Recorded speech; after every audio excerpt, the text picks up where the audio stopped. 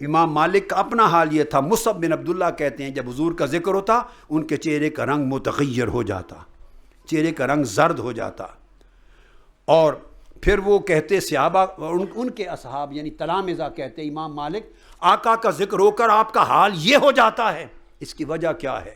تو امام مالک نے فرمایا کہ تم میرے حال کے اوپر تعجب کرتے ہو, خدا کی قسم جن کو ہم نے دیکھا ہے اگر ان کا حال تم نے دیکھا ہوتا تو میرے حال پہ تعجب نہ کرتے. کہتے لقد کنت ارا محمد بن المنکدر, میں نے جلیل القدر تابعی محمد بن منکدر کو دیکھا ہے. وکان سید القرا لا یکاد یسألہ احد عن حدیث ابدا الا یبکی حتی نرمہ, اگر کسی نے ان سے حضور کی حدیث ہی پوچھ لی تو بس حضور کی حدیث کا لفظ سن کر تڑپنے لگ جاتے, زاروں قطار روتے, اتنا روتے کہ ہم اہل مجلس کو ان کے حال پہ رحم آ جاتا.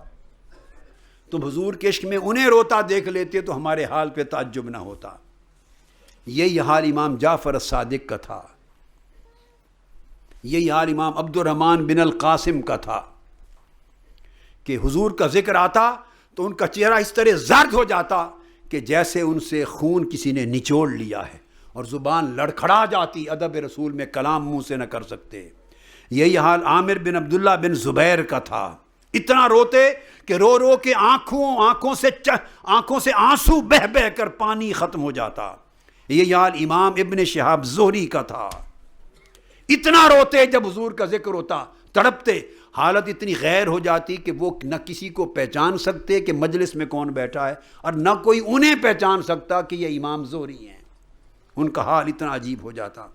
یہی حال امام صفوان بن سلیم کا تھا, یہی حال امام قتادہ کا تھا, یہی حال امام ابن سیرین کا تھا, یہی حال امام عبد الرحمن بن مہدی کا تھا.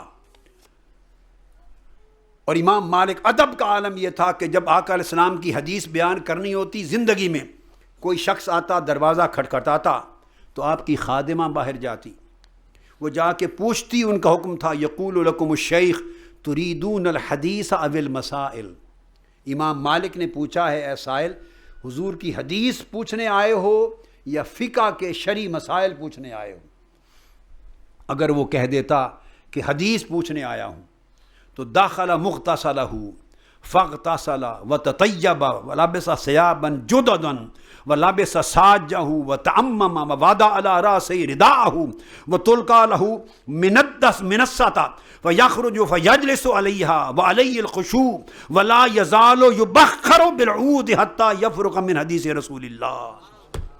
اگر وہ شخص کہہ دیتا کہ میں حدیث رسول سننے آیا ہوں, کہتے اس کو مسجد میں بٹھاؤ, مسجد نبوی میں غسل خانے جاتے, حدیث پاک حدیث رسول سنانے کے لیے غسل کرتے, غسل کر کے نئے کپڑے پہنتے, خاص کپڑے رکھے ہوئے تھے, خاص لباس, پھر اس کو خوشبو لگاتے, عطر لگاتے, اس کو عطر لگاتے, اور سبز تلسانی جبہ تھا وہ پہنتے, پھر اس کے بعد امامہ پہنتے, اور امامہ کے بعد ردا پہنتے, اور ردا کے بعد پھر ایک کرسی بھیجی جاتی, گھر سے کرسی آتی, اس مسجد نبوی میں کرسی رکھی جاتی شایان شان, پھر نکل کے کرسی پر بیٹھتے, پھر بخور جلایا جاتا, سارا ماحول جب معطر ہوتا تو تب کہتے قال قال رسول اللہ, رسول اللہ کی حدیث یہ آقا نے یہ ارشاد فرمایا.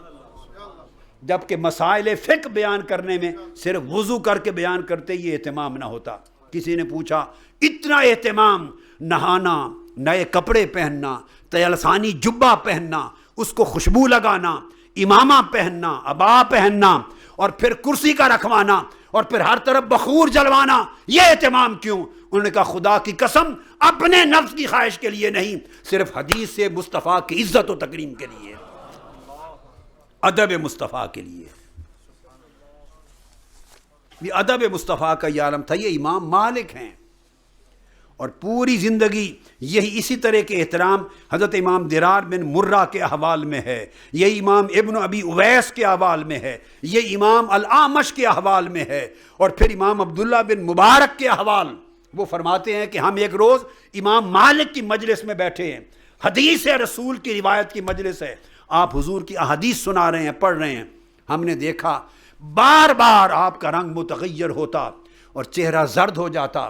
ایک عجیب کیفیت ہوتی چہرے کا، جو لگتا جیسے خون کسی نے سارا کھینچ لیا ہے، اور پھر آپ اس اضطراب کے باوجود حضور کی حدیث سناتے رہتے سکون کے ساتھ. اور یہ کیفیت 16 مرتبہ آپ کی ہوئی امام مالک کی. جب مجلس ختم ہوئی تو امام عبداللہ بن مبارک فرماتے ہیں ہم نے پوچھا کہ ماجرا کیا تھا؟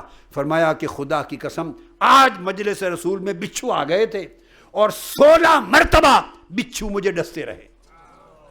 میں چونکہ حدیث رسول سنا رہا تھا، ہر بار بچھو کے ڈسنے سے تڑپ جاتا، مگر جسم کے سکون کو بھی میں متحرک نہیں ہونے دیا تاکہ حضور کی حدیث کے بیان میں بے ادبی نہ ہو جائے. میں چاہتا تھا حدیث کا مضمون ختم ہو تو بعد میں دیکھ لیں گے بچھوؤں کے معاملے کو. یہ کیفیت تھی امام مالک کی. پھر امام مالک نے ایک روز ساری زندگی رہے مدینہ پاک اور سواری نہیں کی. کسی نے پوچھا کیوں؟ فرمایا کہ ان گلیوں پر آقا کے قدم لگے ہیں تو میں نہیں سفر کر سکتا سواری پر بیٹھ کر کہیں آقا کے قدم لگنے کی جگہ کی بے ادبی نہ ہو جائے. پھر آپ نے بہت سارے سواریاں دے دی سیدنا امام شافعی کو جب وہ جانے لگے، اور کہا کہ اے شافعی اس ایک سواری پہ بیٹھ جاؤ. کہنے لگے کیسے بیٹھ سکتا ہوں، مدینہ رسول میں حضور کے قدم لگے ہیں. تو وہ بھی پیدل ہی سفر کرتے، آپ نے سواری پہ سفر نہیں کیا.